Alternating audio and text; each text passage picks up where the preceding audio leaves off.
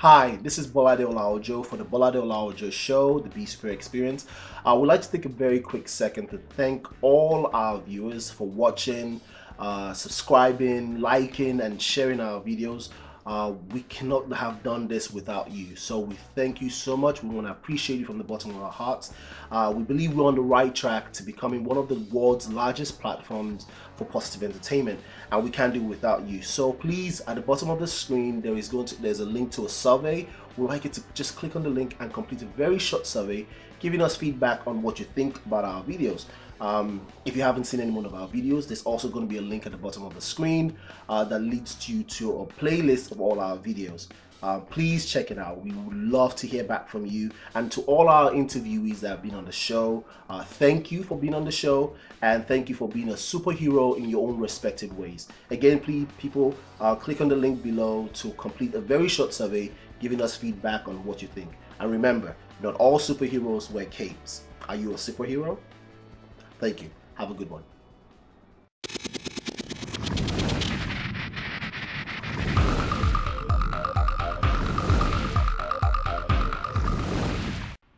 Hi guys, this is Bolade Olaojo for the Bolade Olaojo Show. I'm going to go straight into it. We did tell you that December is going to be our month of our financial month, where we talk about finances and how to be financially savvy and doing better with your finances. Now we have a very wonderful gentleman here from YourFinancialLane. I'm going to let him introduce himself, and I'm going to go right into the questions.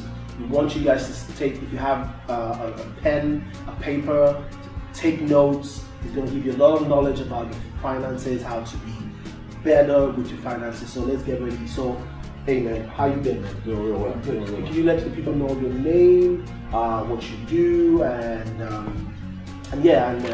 what you're here for?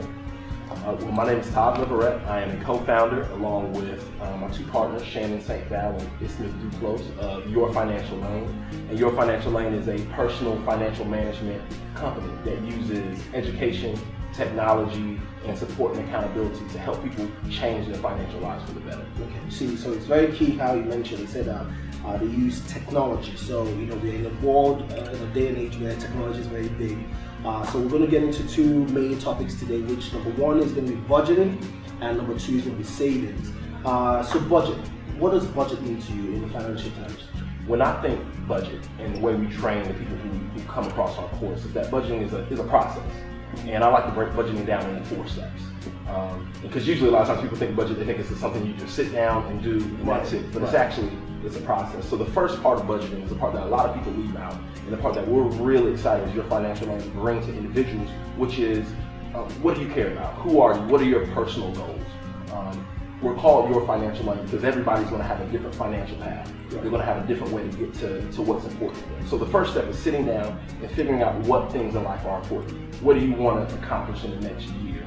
What do you want to have in the next 5 years? What do you want to do in the next 5, 10 years? So that's step one. Good or bad, doesn't matter what it is. What is it that you want to do? Hopefully it's something positive. Hopefully it's something good. Hopefully because I'm thinking, you know, when I think finances, I think, you know, where I've been trained, don't spend money on this, spend money on that, you know, type of thing. And so when we talk good or bad in terms of what you're spending your money on good things or spending money on things that are important to you, that are valuable. Something that's good for you, maybe something that's wasteful for you. Something that's wasteful for me, you know, and vice versa. It's relative to the person. It's relative, it's again, that's what we call your financial life. It's what's important to you. So step one is figuring out what's important to you and writing that down. We suggest everybody, before going through the budgeting process, write down 3 or 4 things. So for example, somebody may say, hey, what do I really want to do in the next year? I want to go do at least one international trip. I want to travel someplace internationally. Maybe it's something as simple as I want to be able to have at least 1 cup of coffee a day. Or I want to be able to switch out my wardrobe, you know, when the seasons change. I can have a new wardrobe. And that's where you start with your budgeting process. What's important to you? Step 2 in the budgeting process is actually kind of the grunt work, which is going and compiling all your financial information, figuring out where your money's actually going. And there's some really cool financial tools, technological tools out there that can help you do that. But figuring out where's my money going. And a lot of people find out that when they compile and actually look at their financial records, that they're spending money in places that they don't, on things they don't care about, or in places they don't care about. Couldn't that be very cumbersome, trying to pile all your finance, your finances in general? Can that be like very tough to do? There was probably 10, 15 years ago, it was a hard process. That's looking at paper receipts and doing. Most people now, you're using a card, you're swiping. So your bank statements. You can look at your bank statements. There are some cool tools online that'll compile all that information for you, and you can see it right there. So that process is not nearly as hard as it used to be 5 or 10 years ago. And that's what's so exciting about what we're doing now. We're living in an age where a lot of the grunt work is done for you by technology.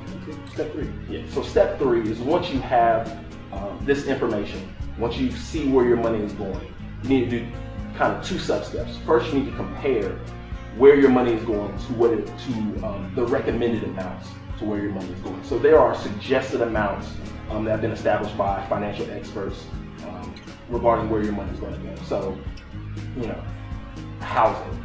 It's usually suggested you don't spend a third of your income on housing. Now, if you live in New York City, Washington D.C., San Francisco, there's going to be some differences between that. You're probably going to end up spending a little bit more. But they usually suggest around no more than about 30% to a third of your income on housing. There's recommended amounts for food, recommended amounts for clothes, all these sort of recommended amounts. And you can look at your finances and see what areas of your finances are vastly different than these recommended amounts. So that's sub-step 1. Sub-step 2 is looking at your list of things that are important to you, the things that matter to you. So after you've compared your numbers to the recommended amounts, remember we have to take it back and make it personal again. So here's what it's recommended that I spend. But now, based off of the list I made in step 1, based off the things that are important to me, my goals, I'm going to look at my numbers as they're represented there. So again, if it's a situation where they recommend you spend, X% of your money on food every month, but you're a chef. You have to try different foods. You love trying different foods. You try different restaurants all the time. The amount of money that you're going to spend monthly on food is going to be higher than what they recommend. So it's fine to deviate from that list, but make sure you deviate in areas that you care about. If I see that I'm spending, a whole lot of money on clothing, but I'm not really a clothing guy, or on housing, and I'm not really a housing guy, that's what I would call, what we were talking about earlier, kind of bad expenses. Money going to bad places. So does this also apply to a business owner? With the business owner, it's going to be slightly, what's positive and what's negative spending is going to be slightly different. Your business expenses still need to be aligned with your strategic goals as a business. So, as a business owner, you have goals that you want to reach 6 months, year, 5 years out. And you need to make sure that your spending is reflective of those goals and is building toward those goals. What's slightly different with the business owner is that you really, really have to measure the impact of those expenses. So if I have a goal to have 10,000 followers on Facebook in the next 6 months, I have to allocate my money in a way that's in marketing dollars that's going to get me those 10,000 followers. But I really have to track to make sure that those dollars are going to places where I'm getting a return on my money. And if you're a social venture, you also have to measure the social return and make sure you're keeping track of the social return of the dollars that you're spending. So it's a little bit more intricate process, but it's still making sure that your money is getting towards your goals. So the same principle is just different parameters. Tweak for business. Yeah, right. Exactly. Okay. All right. So savings. Next topic is savings. Go ahead. Step 4. Step 4. Sorry, that was step 3. So step 4 now. Yeah, 3 sub-step. I thought it was sub-steps. And step 4 is basically the toughest part. It's the hardest part, and it's the area that our business really, really has a large impact on people's lives, and that's following through with the budget. I'm sure a lot of people who are right here. Yeah, we're talking.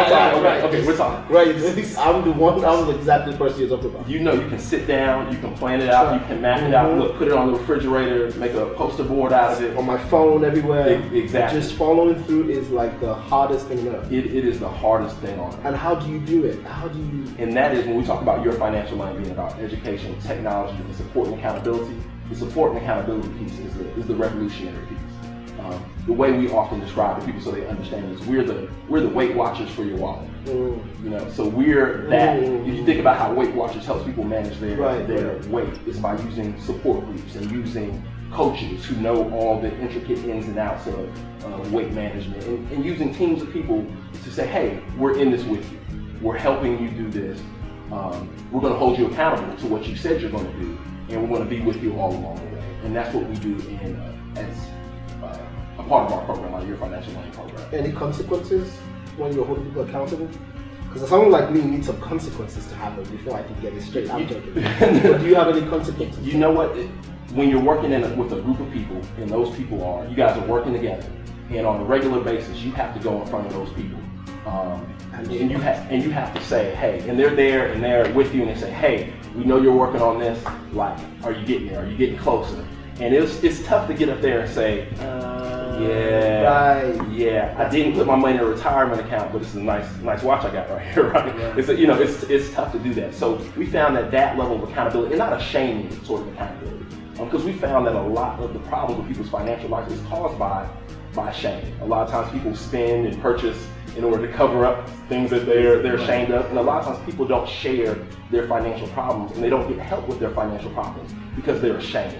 They think it reflects on them negatively on some person. So this is not a shaming thing. This is a, hey, you may not believe that you can make these changes to your financial life. You may not believe that you can have a successful retirement. Maybe nobody in your family has ever, retired successfully. They all kind of worked until they can. You may not think that's possible. But you're going to have a group of people, including your coaches, including the other people in the room or in the online session with you, who believe in you and who know and who are going to help you believe in yourself that you can do it. Our big tagline is, just because it's personal finance doesn't mean you have to do it alone. And that's true. That's very true. Okay, this is very good. That's very good. Okay, savings now, right? Okay, let's talk savings. So one of the questions that we received that I think I relate to with what a lot of people relate to is, how do you save even though you live paycheck to paycheck? Now, that's quite self-explanatory. You could go ahead and answer that. So here's the interesting thing. A lot of people think paycheck to paycheck living is a result of not making enough money. And so in their head, if I make some more money, I won't be living paycheck to paycheck. But I'll tell you a story, and I'll tell you, it's kind of the origin stories of YourFinancialLane. So at the time it started, I was working in finance in New York. My partner Shannon was working in finance in New York. My partner Isman was working with a law firm in Florida. So we were, in Baltimore. So we were all familiar with, and we were all around people who were doing well financially. People who worked in finance, people who worked in law firms. We live in these big cities. A lot of people doing really, really well. Some of these folks, early 20s making six figures. And what we found, and we sat down and had conversations with these people, is that they were still talking about check to check and the stresses and the difficulties with living check to check. And we started connecting our head that the correlation between making a lot of money and being financially free and financially comfortable and feeling confident in your finances, it's not the correlation that people think. And what you find is a lot of people say, I'm living check to check, I'm not making enough money. They get a raise, and then 6 months later they're saying the same thing.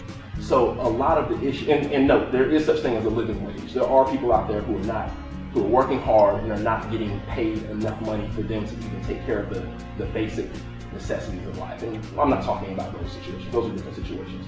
But a lot of people out there who could be living very happy, very comfortable, very stress-free financial lives aren't living those lives. A lot of times just because of financial management, how they manage their money, where their money goes, where their money doesn't go.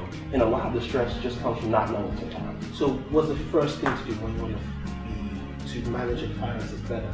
Budget? Would that be the first thing you need to do? The first step that we would suggest that anybody does, and the first step that we have anybody who comes through our program, the first step that we have them do is set goals. I'm sure a lot of people who you talk to, successful people, will talk about setting goals. It's the same thing with your finances. Figure out what you want in 6 months, a year, 5 years, 10 years, and write it down. And then once you have these goals laid out, you will reverse engineer your finances based off those goals.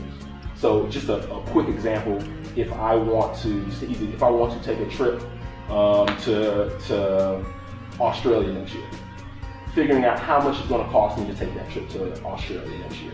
And then figuring out, based off how much money I make, how much money I can set aside every month to get to that trip to Australia. And then having the wherewithal and being responsible enough to actually do that. And that's where our accountability and support piece comes in. So step one is always setting your goals first. And then from setting your goals, you can start to make out a budget based off those goals. Once you have a budget based off those goals, you start to work toward those goals, which again, if you have somebody behind you supporting you, it's a lot easier.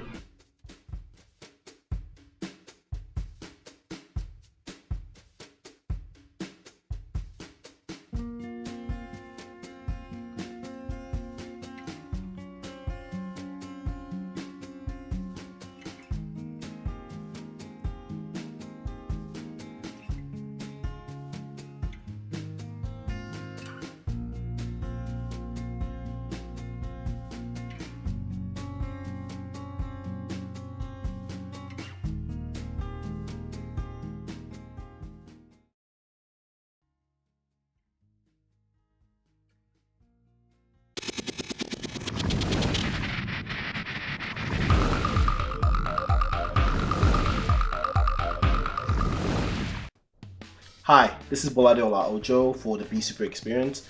I'm actually going to get closer so I can give you the latest scoop of what's going to happen in 2016. 2015 was our pilot year, and it was crazy. It was a great year. We launched out in September 2015. And we launched out with a couple of videos of coverages that we did for events such as West Africa 2015, the Obama Marketplace, and a couple of interviews that we did here and there, and it was fantastic. The kind of feedback we received in 2015, crazy. As a matter of fact, our fan base has exponentially grown, and as a result of feedback and comments from friends, fans, and even some of our enemies, we decided to take it to the next level in 2016, and an explosive dimension in 2016. I mean, we're doing things like interviews with local and international celebrities. So if you're a business owner and you would like to advertise on our show for 2016, please contact us. Here's the email. Contact us and let us know, and we can discuss the opportunity on having your ad on the webisode. We have each month of 2016 is going to be themed. So we have like business month, small business month, fitness month, motivational month, food month. Oh yes, food month. And then we're traveling. We're going to be traveling a lot in 2016 to cover places that we've never been, to interview people, to cover some events. It's going to be crazy. 2016 is going to be explosive. So you really want to stick with us in 2016. And if you haven't seen any one of our videos, also on our YouTube channel, which there's a link at the bottom of the screen, click on the link and it'll take you to our playlist. You can see all our videos that we posted in 2015, and you can be part of us in 2016. So guys, we want to encourage you to be our friend, to be our follower, to be our fan, to be our critique, to be everything to us, because we're in this together. Remember, we are trying to build a platform, one of the world's largest platform for positive entertainment, and we cannot do it without you. So we need you to follow us, to be part of us, so we can take 2016's experience to the next level.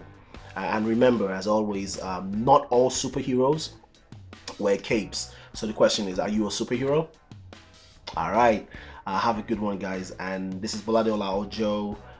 Thank you so much. Peace out.